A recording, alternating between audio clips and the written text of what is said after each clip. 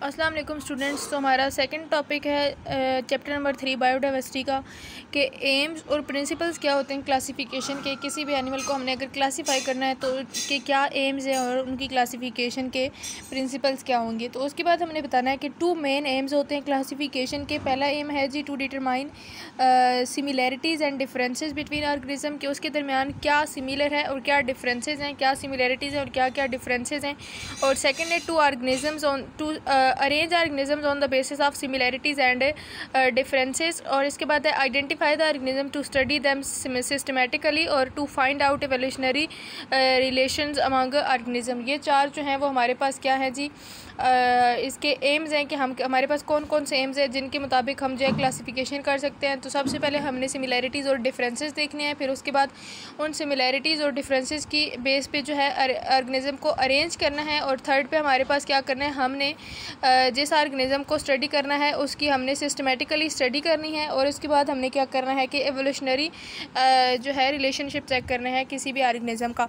तो उसके बाद हमारे पास आ जाता है biologist have device ways of grouping organism. Biologist ने क्या किया है कि किसी भी ऑर्गेनिज्म को डिफरेंट ग्रुप्स में प्लेस करने के लिए उन्होंने क्या ग्रुपिंग ऑर्गेनिज्म के लिए किया है, डिफरेंट वेज दिए हैं कि आप किसी भी ऑर्गेनिज्म को डिफरेंट ग्रुप्स में कैसे प्लेस कर सकते हैं।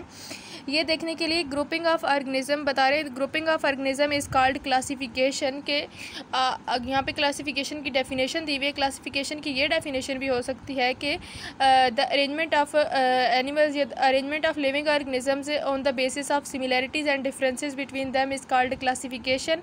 और आप ये भी कह सकते हैं कि grouping of organism is called classification. Next हमारे पास है जी टेक्सोनॉमी। क्या होती है? Taxonomy is the science of classification.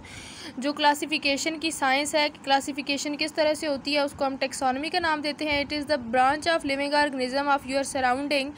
ये हमारे पास लिविंग ऑर्गेनिज्म की जो हमारे सराउंडिंग में लिविंग ऑर्गेनिज्म प्रेजेंट है उनकी एक ब्रांच है। और उसके बाद क्या करते हैं जी, concern with identification and naming of organism. ये किससे कंसर्न करती है कि आइडेंटिफाई करना है किसी भी ऑर्गेनिज्म को और फिर उसकी नेमिंग करनी है। टेक्सोनॉमी में हम ये पढ़ते हैं कि किसी भी ऑर्गेनिज्म की नेमिंग अगर हमने करनी है तो हम किस तरह से करेंगे। देन हमारे पास आ जाता है कि what criteria would you classify the organism living organism surrounding.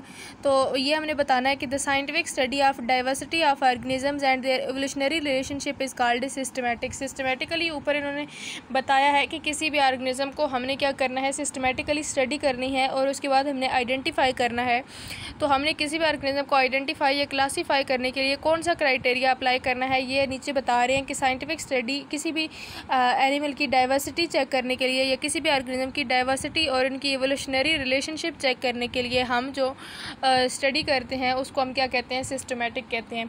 तो AIIMS and principles of classification काफ़ी इंपॉर्टेंट टॉपिक है। इसमें सबसे पहले आपने एम्स बताने हैं, एम्स के बाद फिर क्लासीफाई करने का जो प्रोसेस है उसको क्लासिफिकेशन कहते हैं। डिफरेंट ग्रुप्स में क्लासिफिकेशन की डेफिनेशन, फिर taxonomy the branch of biology in which we deals